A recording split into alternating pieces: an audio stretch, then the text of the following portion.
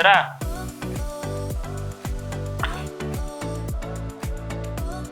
Lakad-lakad tayo, baka makita mo si Forever. Malapit na dito. Ano na lang siguro.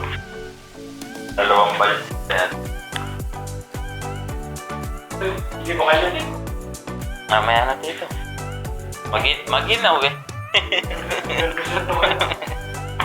Sabi ko kaya. Nainom pa kami kagabi rong kalatatay. Isa na naiinit.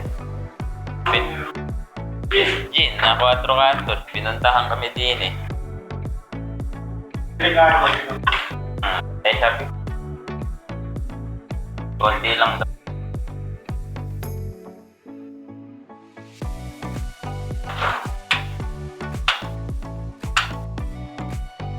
Pumasok ka rin. Dapat. Go outside. Hey! Hey! Hey. Kill!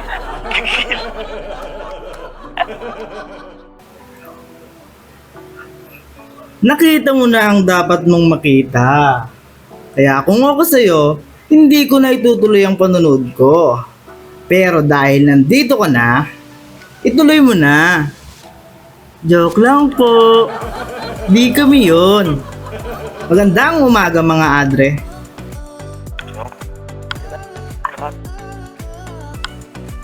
Tignan natin.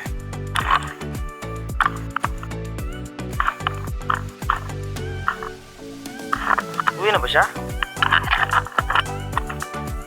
Tara.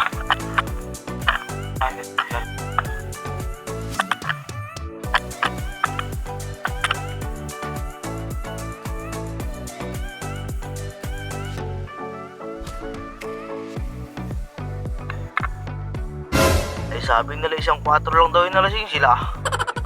Ngayong umaga na ngayon lang ako nakakita, baka gana rin ininom nila.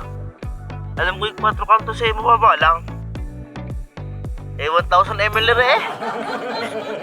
Mudat ako ng 29, ngayon lang ako nakakakita ng gana rin. Ito sinagusi, ito pala yung sinasabi nilang konti-konti lang ang inom, pero konti-container. Nakita nga pala namin yung tito ni Japes na pauwi sa kanilang bahay. Dito din kasi siya natulog sa bahay ng tito ni Japes kagabi. Kaya ihahatid na namin siya pauwi. Pagdating namin ay nagmano si Japes sa kabiyak ng tito niya. At dito ay pinagtimpla kami ng Milo at binigyan din kami ng pizza. Kumustahan? Dito nakita ko ang isa sa mga source of income nila. At ito nga ay ang paggawa ng sombrero gamit ang dahon ng pandan.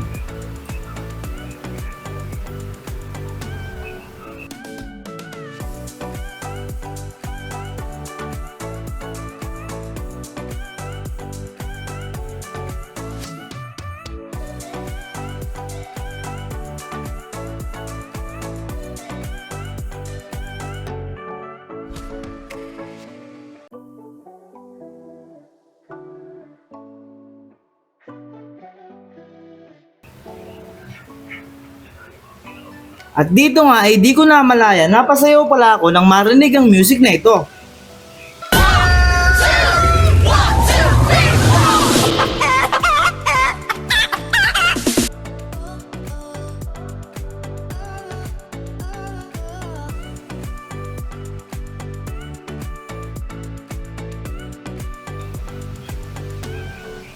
At pagkatapos ito, nagkaroon kami ng palitan ng magagandang plano kung sakaling matitira kami sa ganitong lugar.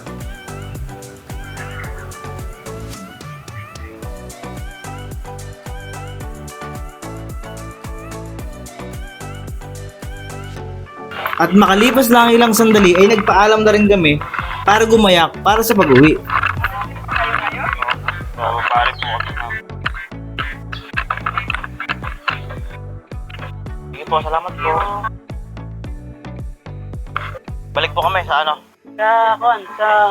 Sa May. At yun lang mga adre. Salamat sa pagtutok at sa pagiging bahagi ng aming journey. Huwag kalimutang mag-subscribe Hindi na po aakyat. o mag-follow para sa mas marami pang adventure at kwentuhan. Hanggang sa muli, keep spreading good vibes at stay awesome. Bye for now! Di ba kayo mamot dyan?